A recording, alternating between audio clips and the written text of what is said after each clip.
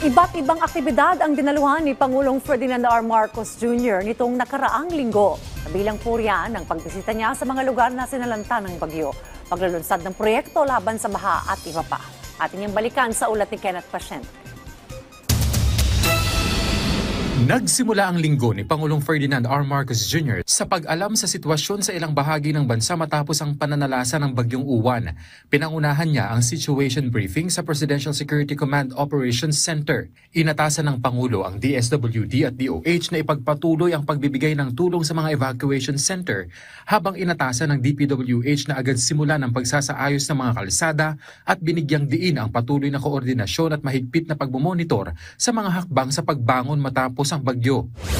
Martes, tinanggap ng Pangulo si dating UN Secretary General Ban Ki-moon sa Malacanang at ipinahayag niya ang taus-pusong pasasalamat sa patuloy na advokasya at pamumuno nito sa pagsusulong ng climate resilience at sustainability, lalo na para sa mga bansang mahina sa epekto ng klima tulad ng Pilipinas.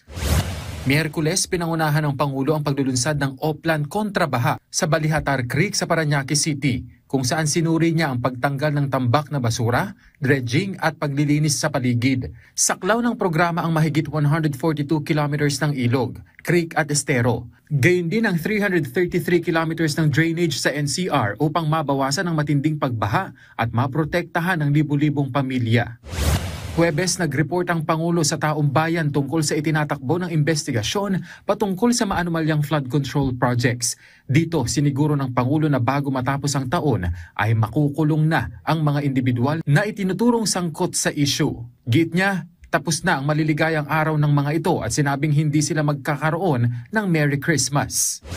Nagtungo at sinuri rin ng Presidente ang mga silid-aralang nasira ng Super Typhoon Uwan sa Tubli Elementary School sa Karamuran. Sa kanyang pagbisita, namahagi ang Pangulo sa tulong ng DICT ng 2 Starlink units na may tig 2 terabytes na koneksyon para sa paaralan at LGU ng Karamuran.